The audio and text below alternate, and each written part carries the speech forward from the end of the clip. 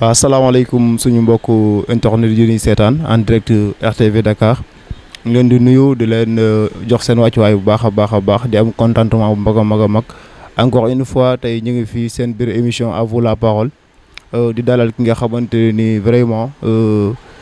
damay wax que ne c'est un plaisir parce que bon au-delà de l'amitié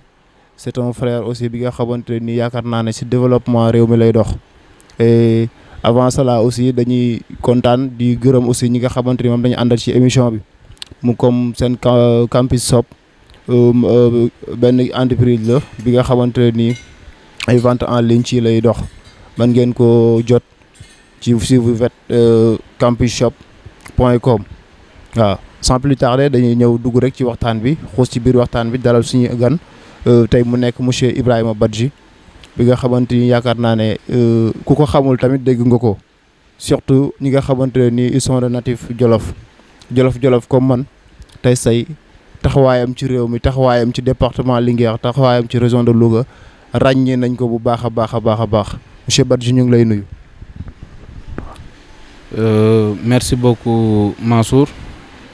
Avant tout d'abord maa ngi nuyu le directeur de la RTV Dakar di nuyu techniciens yi di nuyu suñu mbokk sénégalais yëpp di nuyu kilifa diine yi ak kilifa aada yi ci réew mi yëpp di jox seen wàccuwaay ñi nga xamante ne ñoo ñuy suivre tey nag ñu am mbégte lool ñu dalal ñu fii ci RTV Dakar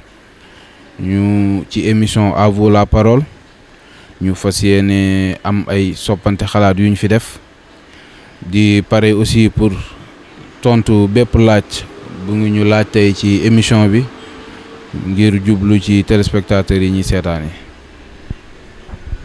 Voilà monsieur Badji ñu ngi lay jaajëfal bu baax a baax di kontaan encore une fois rek ci invitation bi nga xamante ni accepté nga ñu ko vraiment ak jamonoy nawet yi ñu toll nga xamante ni déplacement yi yombul. Alors monsieur Badji nga taxawal benn mouvement bi nga xamante ni moom lañ tuddee mouvement si la bokk nga doon njiit gi vous êtes le président du mouvement si la bokk ñu bëggoon a xam initiative boobu noonu seulement daf la venir en tête noonu wala da ngeen a toog waxtaanee ko mbooloo jusqu'à ce que ngeen ne pourquoi pas ñu créer benn mouvement si la bokk parce que waxtaanu tey bi moom mooy emploi de la jeunesse xam nga si biir Sénégal yaakaar naa ne jeunes yi tey say beaucoup d'entre eux ñi nga xamante ni dañoo diplômé ñenn ñi ñu ngi ciy liggéey ci waar wi mais gisuñ seen bopp surtout ci cadre politique bi. Merci beaucoup avant que ñu ñëw ci loolu dañuy présenter wu d'abord Ibrahima Badji la di jeune politicien responsable politique dans le département de Linguère nekk ci biir parti bi Alliance pour la République. Nekk ci régime Macky Sall di ci liggéey bu am solo par rapport ak li nga ñu laaj nag ci mouvement bi nga xamante ne ni j'ai l'honneur de le diriger muy le mouvement si la bokk qui date depuis longtemps parce que mën nañ ne tey mouvement bi créé wuñ ko ci biir APR parce que mouvement bi PDS la jógee foofu lañ ko créé c'était en 2009 la ñu créé woon mouvement bi boobu ñu ngi woon parti démocratique sénégalais donc ba tey yàlla def ñu dugg APR ànd ceeg nag suñuy frères suñuy nawle partout dans le Sénégal parce que mouvement bi mi ngi commencé woon sur le département de Linguère tey mën nañ ne wër na Sénégal parce que fu nekk am nañ fa ay représentants mouvement bi am na ay représentants partout dans le pays kon loolu dañ koy delloo di sant yàlla. Donc loolu daal moom lañ doon joxe ci présentation ci mouvement bi ñu gën a jàll ci waxtaan bi dinañ gën a leeral. Alors mouvement bi nga ne taxawal nga ko depuis 2009 boobu yéen a ngi woon PDS ndax avant ngeen di allié ci APR foofu noonu mouvement bi dafa amul woon doole ci biir PDS wala da ngeen amul woon ñu leen taxawu jusqu'à ce que ngeen ne pourquoi pas ñu génn kat xoolaat beneen parti bu gën a am doole bu ñu mën a jàppale suñu biir mouvement. Non demeewul noonu parce que tey bu yàlla defee ñu jógee PDS ñëw APR conviction la ak objectif d'abord PDS dañ fa liggéey bu am solo àndoon ak suñu responsable départemental le ministre d'État Habib Sy je lui salue de passage ñu àndagoo nag moom di liggéey ak moom liggéey bu am solo di organiser de très grandes manifestations chaque jour que jëfee ñuy changer parti bi di gën a yeesal di gën a gonfler les rangs de la jeunesse du parti démocratique sénégalais ba yàlla def ñu ànd dem ak ñoom élection présidentielle 2012 ñu ñàkk ko loolu bàyyiwuñu ñu demaat en 2014 sur les élections locales du département de Linguère ñu àndaat ak le ministre d'État Habib Sy yàlla def le maire Aly Ngouille jël ko ci ay loxoom moom tamit ma koy nuyu de passage le ministre de l'Intérieur après en 2015 sur les élections référendum c'est la ñu vraiment Aly Ngouille sollicité ñu ñëw ànd ak moom indil ko suñu apporter ko suñu soutien ci biir parti APR. donc en 2015 Aly Ngouille dafa gis que ne yéen vous êtes des jeunes yi nga xamante ni vous êtes ambitieux macha allah mu ne pourquoi pas ma xëcc jeunesse bii nii nga xamante ne nii tey développement moo ko tax a jóg ma taf ko sama wet daf leen a sollicité daal maanaam ci gàttal. waaw bon xam nga politique dafa doon li nga xamante ne nii lu yéeme la te lu yaatu la te maanaam politique chaque jour mu indi lu bees tey te kuy politique ku ne soxla nga ay nit. soxla nga gonfler sa parti soxla nga gonfler yaa xam structure boo mun ci yor ci biir parti bi donc ci biir loolu da ngay wut ay militants di yokk ay carte ci kaw loolu lañ ñu seet si woon ñu ànd ak ñoom ci ay conditions ñu am ay conditions yu ñu teg ak ñoom vraiment nous nag à notre côté nous avons respecté toutes les conditions ñun personnellement man surtout man ma nga xam ne maay la personne morale du mouvement on a bel et bien respecté les conditions qu'on avait tenues avec le ministre de l'Intérieur Aly Ngouille. ok wax nga lu am solo c'est-à-dire que ne yéen vous avez tenu li nga xamante ne ni moom ngeen promesse yi ngeen ko defaloon donc am nañ lu ñu bëgg a ju jàngat foofu mooy maanaam que ne dafa xaw a sooxee ci côté mais balaa ñuy ñëw foofu ñu bëggoon a xam réellement mouvement si la bokk lan moo ko ëmb mouvement bi dafa jóg seulement. ngir xeex li nga xamante ne nii mooy chômage bi wala jàppale jeunesse bi nga xamante ne nii amuñ liggéey wala ils sont diplômés et seen politique tey say biir APR ne amul doole jàppale wuñ leen benn yoon taxawuñ leen benn yoon jeunesse boobu noonu mouvement bi looloo ko lal wala mouvement bi si la bokk rek pour seulement le développement de Linguère wala pour jeunesse bi nga xamante ne nii bépp rek mi ngi yeewoo ci biir Jolof wala ci biir Sénégal. Merci Mansour donc tey bu ñu nee le mouvement ci laa bokk yaakaar naa ne tur bi rek li muy wax bëri na mouvement ci laa bokk le fait ci laa bokk loolu li muy wax dafa bëri parce que loolu tey comme ni ma ko expliqué sànq ñu ngi ko njëkk a yëkkatee suñu gox suñu localité mooy suñu commune Linguère fa la mouvement bi juddoo donc ba tey yàlla def muy élargiru ci biir élargissement boobu nag c'est pas parce que damay wut ay militants wala damay wut élargissement base non non man sama politique. ku ko sumbul xamunoo xam lan moo nekk ci biir man politique de développement laay def man avocat la moi je suis un avocat de la jeunesse man politique boobu laay def mon parti c'est la jeunesse c'est pourquoi ma jël suma mouvement tuddee ko mouvement ci la bokk parce que ñëpp ci la ñu bokk c'est ça moo tax ñu jël mouvement bi tuddee ko tur boobu tey bokk na tamit ci luy xeex wàllum chômage bi loolu xam naa dinañ ci gën a ñëw bu gën a xuus ci waxtaan wi parce que tey bu ñu créé lii c'est parce que dañoo bëgg a taxaw suñu ndaw askan dem ba affaire bi ëpp loxo ñu bëgg a taxaw suñu ndaw réew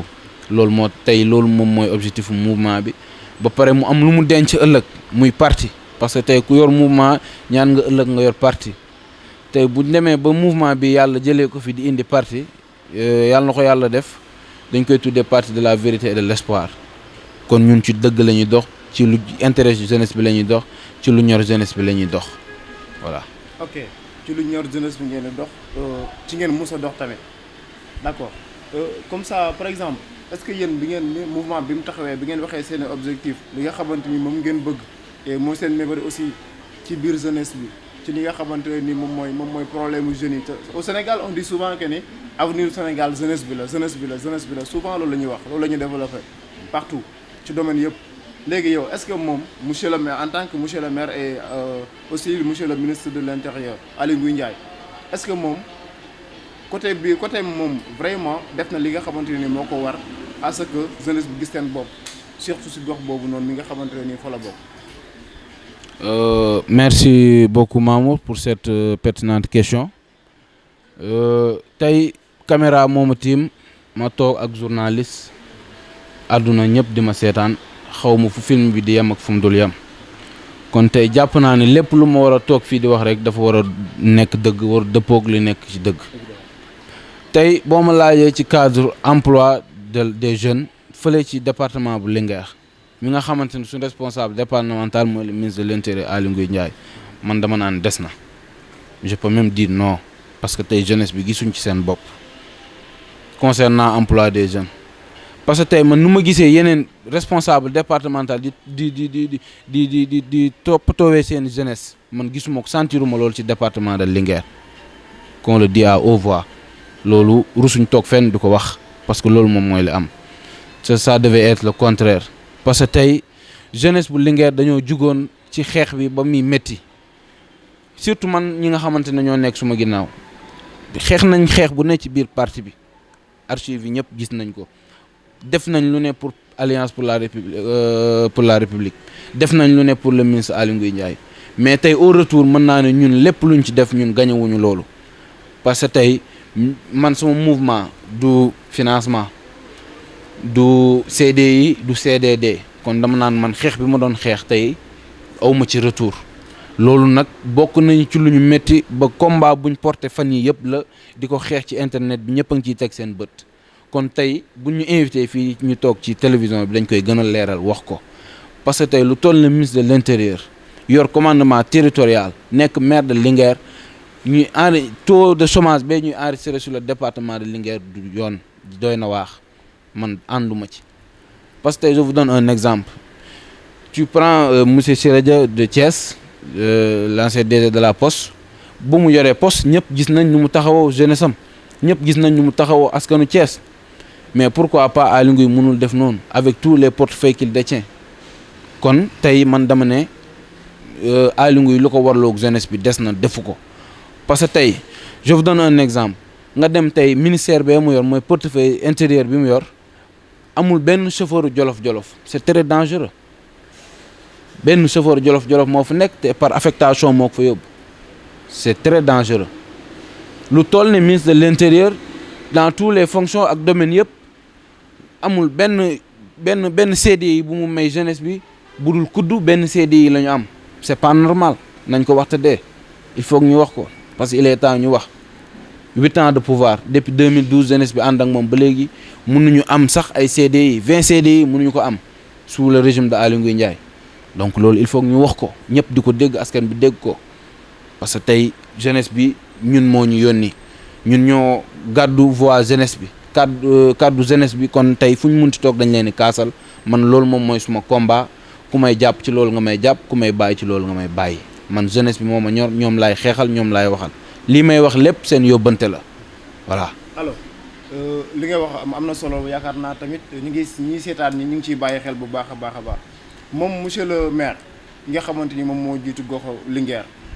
yaakaar naa ne tey li war doon gën a doon priorité am mooy développement wu jeunes yi moom mooy jeunes yi am emploi et que taux de chômage bi nekk biir Sénégal wàññeeku moom gis nañ ko ne wala dégg nañ ko ne moom taxawal na ay projet est-ce que moom projet yooyu mu taxawal wala yooyu mu def ci àll bi comme ça nit ñi di fa liggéey est-ce que nekkul ne moom da koo def ngir jeunesse bi mën fa dem di fa bay seen waar wala da koo def ngir seulement que ne rek pour mu revenir ko ci ay poche am yooyu noonu tout simplement. En tout cas man moom loolu du ma ci sooy parce que loolu moom la concerné ferme bi mu am loolu c'est son propre domaine c'est son xam nga moom liggéeyam la loolu moom la concerné. n'empêche que jeunesse bi mën nañ fa dem di bay seen waar. waaw loolu ñoom la mais man li may xeex mooy man jeunesse bi laay xeexal. mais non parce que tey ferme boobu mu def c'est pas que ni da ngay politique rek wala nekk nga ministre rek nga war a am ferme am na ñoo xamante ni nii politique guñu am nañ ferme te am na jeunes yu fa mën a war a dem bay seen waar te ferme ba am na ñu fa nekk di bay seen waar loolu ñoom la man li may wax mooy politiquement laay wax c'est hors de la politique du ma ci wax man politique laay wax politique ci laay wax parce que ci politique laay dox leneen concerné wu ma maintenant li may wax ci politique bi di ko kaasal ndaw ñi nag mooy tey ba muy am ay xeexam ndaw ñi dañoo taxaw xeexal ko kon tey bu demee ba gañ a xeex yooyu noonu dafa war a mën a gersu ndaw ñi man loolu laay wax. parce que tey ma jox la exemple boo demee Linguère le ministre de la santé Abdoulaye Diouf Sarr il est de Darou Moussi tey boo demee ci hôpitaux yi Sénégal yi da nga fa fekk waa Darou Moussi ba ci Linguère fi ma dëkk le directeur il est de Darou Moussi les chauffeurs des ambulances Darou Moussi mais c'est normal. mais pourquoi tey jii Aly Ngouille gérer toutes les gouvernances les préfectures mënul am ay jolof-jolof mënul am sax chauffeur jolof-jolof mais c'est honteux man loolu laay kaas waa jolof pour ñu gis seen bopp ci nguur gi gis seen bopp ci affaire bi parce que dañ ci sonnoon. est-ce que ñoom tamit toogoon rek di xaar que ne comme ministre de l'intérieur Aly Ngouille Ndiaye jolof la bokk mooy maire Linguère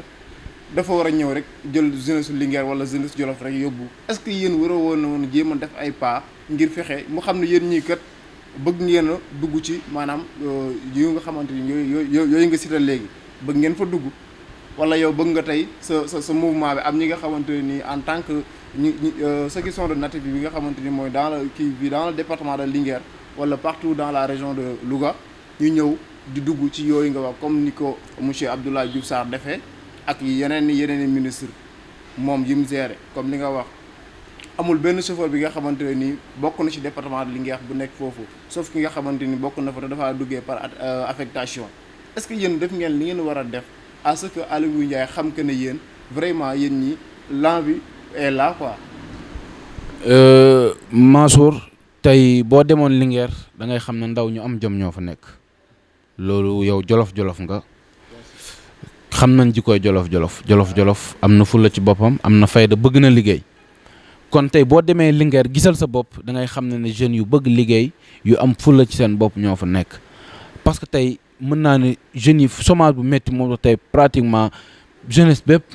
les taxis Jakarta la ñuy fréquenté ñooñu tey dañ leen waroon mën a jox lu ko gën parce que ministre de l'intérieur seen dëkk lay yeewoo loolu sac bu rëy a rëy la te du lu ndaw Djibo Leyti Ka il a passé là-bas il a été ministre de l'intérieur ñëpp gis nañ keneen ak keneen jaar na fa man foofu laay waxee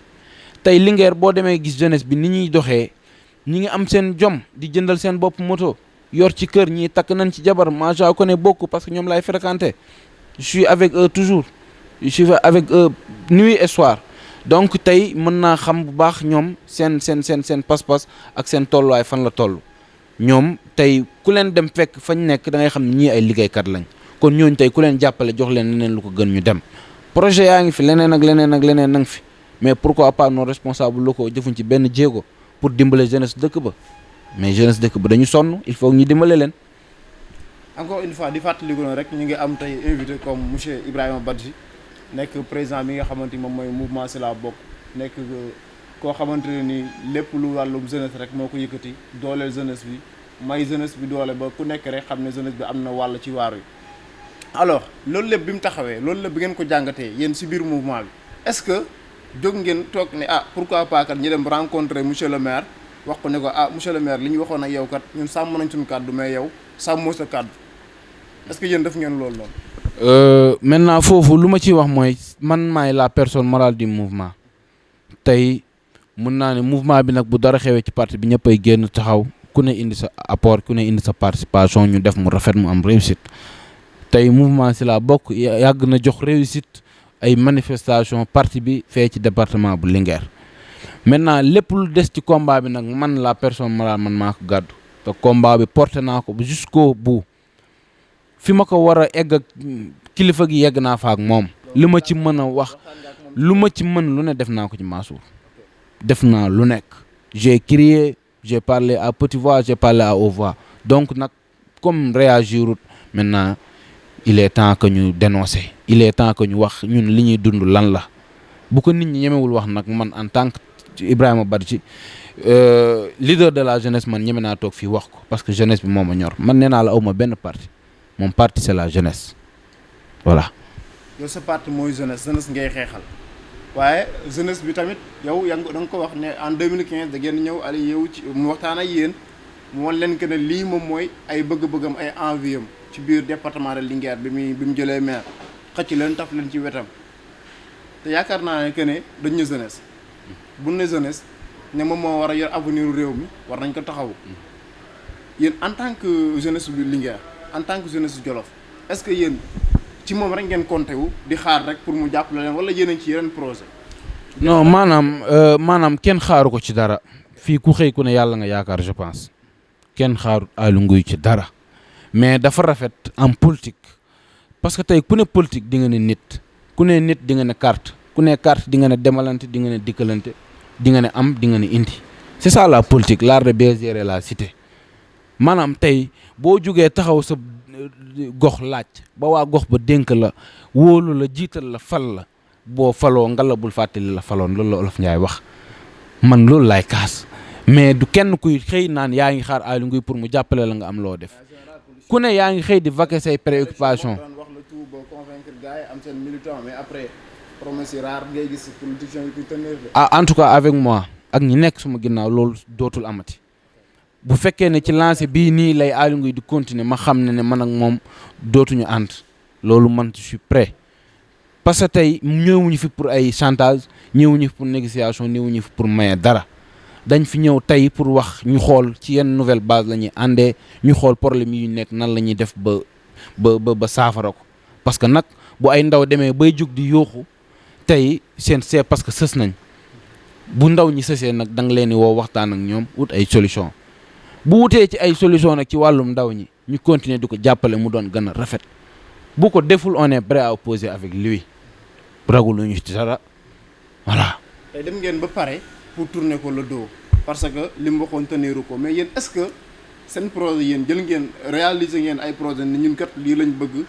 maanaam par exemple ci biir département de Linguère wala ci biir région de Louga wala ci biir Sénégal lii ak lii lañ bëgg ku ñu si jàppale ñu taxawal ko est-ce que am ngeen ay genre activité wala ay projets yoo xam ne taxawal ngeen ko comme ça di xaar kuy di jéem a dem ci nit ñi di leen solliciter à ce que ñoom ñu leen di venir en aide comme financièrement wala matériel. bon ñun li ñu yor ci ay projet bëri na parce que tey Linguère pour nga jàppale jeunesse bi yomb na ci projet parce que tey ab dëkk boo ci demee da nga war a exploiter ressource dëkk ba ku xam département Linguère xam ne zone élevage la ak agriculture nañ exploiter loolu bu ñu ko exploiter ndaw ñi dinañ ci gis seen bopp am ci seen yëfi bopp kilifa gi ci boppam am ci yëfi boppam bu ko defee kenn du sonal kenn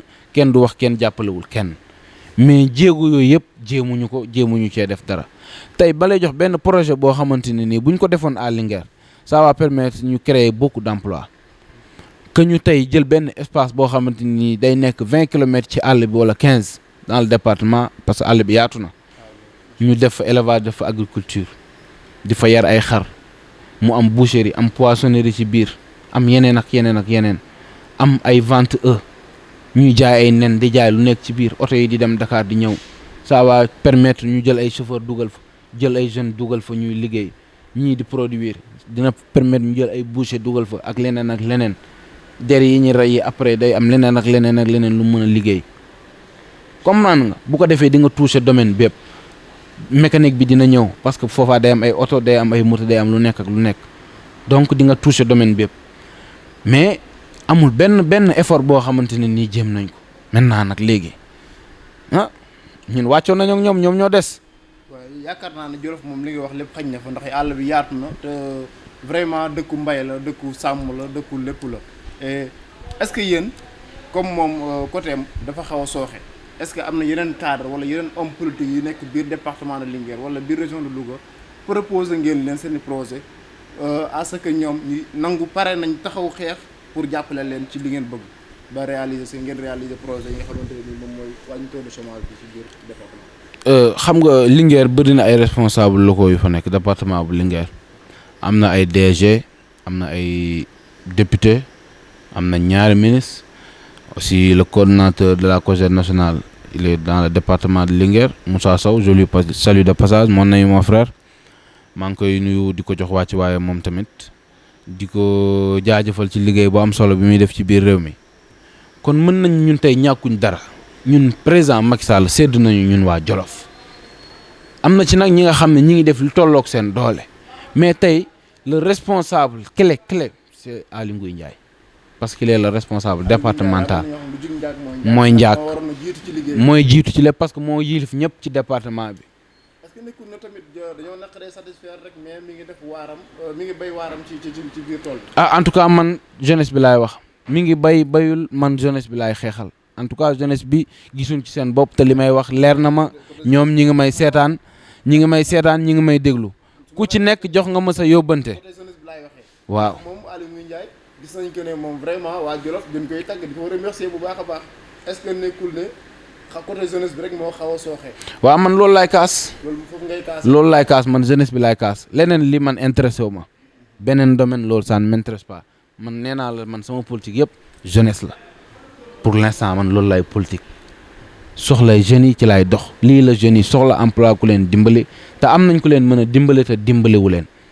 lii moom fu mu munti toog dinaa leen ko waxal man loolu mooy sama combat loolu laay porté c'est ça. waxtaan bi neex na trop mais bientôt l'émission va tirer à sa fin avant ça dernière question mooy est-ce que yéen tey say am nga yeneen projet yu ngeen taxawal ay activités yu war a ñëw ci kanam. waaw instant yi nag ñun ak nos faibles moyens on est en train de ñuy commencer ay projets déjà war nañ ko commencer lundi bii nii yoo xamante dañ koy jéem a créer fële ci département bu Linguère surtout ci biir commune Linguère bi la koy commencer pour commencer ci def ay quelques emplois ak quelques ressources quoi pour mu mën a génne dara ñu mën ci élargir ko def ko lu mag daal ci loolu daal lañ nekk parce que nii daal fu mu toll moom gëm naa ne ci suñu yëfi bopp daal lañ nekk mouvement si la bokk daal instant yi ci lu mu gën a jege mooy ci ay yëfi boppam nekk ci yëfu kenn maintenant avec nos faibles moyens on est en train de voir comment faire suñ projet bii nii ñu xool nuñ koy def ba màgg di ko def ndànk-ndànk déjà lundi daal lañ koy lancer quoi. ok lundi daal ngeen lancer projet yi quoi. mën nañu xam ne yéen genre projet la comme. waaw projet bi instant yi dañuy jëlee fii ay nen di ko transporter foofu après bu ñu demee dañuy am ay points de vente yoo xamante ni ak quelques jeunes yu ñu tànn pour ñuy def livraison bi aussi dañ koy amal benn véhicule donc ça va permettre foofu tamit ñu am lu ñu fa créer bu loolu jàllee après dañuy wut pondeuse yi comme ça ñuy produiral suñ bopp nen yi di produire à Linguère ñu koy tasaare dans la région de Louga et dans le Fouta maintenant une fois que loolu gën a dox ñuy xool leneen luñ ci intégré daal ci projet boobu daal lañ nekk mais one by one lañ koy commencer daal. ndànk-ndànk lañ koy au fur et à mesure comme da ngeen débuté moom te mooy mayewu ko bientôt yàlla dana leen defal xéewal wala ñeneen ñi nga xamante ni vraiment jeunesse Jolof wala développement jeunesse bi au Sénégal yitteel na leen ñu ñëw fekk ci leen ci waaru incha allah monsieur Badji lay ngay jeexalee waxtaanu tey bii nii boo amee leneen lay wax ci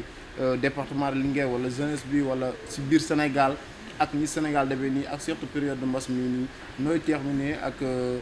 ñan ngay wala remercier wala ñoo xamante ne ni tey say boo egsee fii tey say yàlla ak ñoom la aussi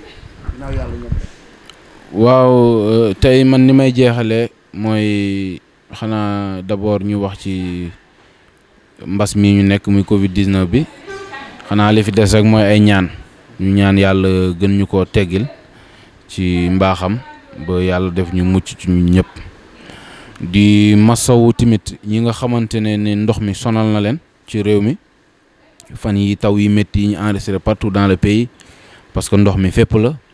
donc képp ku ndox mi yàqal ñu ngi lay masawu coono di la ñaanal yàlla saafara lépp teggi coono yi aussi di remercier toute la jeunesse du département de Linguère parce que tey bu ñu demee ba toll fii wala ba mën a dox yenn jéego yi ci politique yàlla ak jeunesse département de Linguère la loolu fu ma toog dinaa ko wax. munuma lim ñëpp nag munuma lim ku lim da ngay juum mais en tout cas képp ku jeune nekk ci département de Linguère maa ngi lay féliciter maa ngi lay remercier maa ngi lay ñaanal tamit parce que vraiment ñun mënuñu am lu ëpp suñu jeunesse dëkk quoi te vraiment dañu porté wu volontaire pour nekk ambassadeur suñu jeunesse localité moo tax daal ci lépp lu ñu mun dox pour jeunesse bi la ci lépp lu ñu mun dox pour ñoom la. monsieur le maire moom loo koy wax. encore beneen gën koo sonjaat rek ci mbir mi. ah monsieur le maire en tout cas xanaa bu seetaanee lii dina xam ne carrément na ndaw ñi wax nañ moo jéem ci dox ay jéego vraiment nag ñu ngi koy ñaanaat que mu jël loxoom teg ko ci jeunesse bi pousse leen tuuti parce que jeunesse bi soxla nañ ko leen jàppale soxla nañ ko trop parce que la jeunesse de Linguère a affaibli dafa faible trop ñoo soxla ndimbal kon war na leen jàppale donc loolu daal la ñuy wax maa ngi sant nag ñëpp ñi nga xamante ne nii vraiment jox nañ ma ay conseils ci émission bi sama xarit ñoom Lig Cobaan ñoom Ousmane Ndaw Karim Sow Ibou Diop ñoom Modou Mak Koundoul vraiment ñoom ñëpp ku ne jël nga sa xalaat bu rafet ñoom Khadim Fall ñoom Alaaji Mor jox ma même bu doon ab moo bu ndaw la sax ne ma lii daal boo demee bàyyi ci xel soxla nañ nga waxal ñu lii kon loolu yombut depuis que ñu jàpp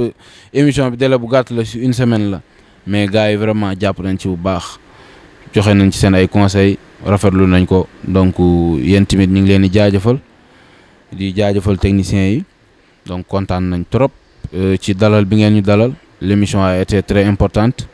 vraiment kontaan nañ encore une fois di santaat ñëpp di gërëm ñëpp di sant suñu Serigne Touba jërëjëf. vraiment dañuy wax que ni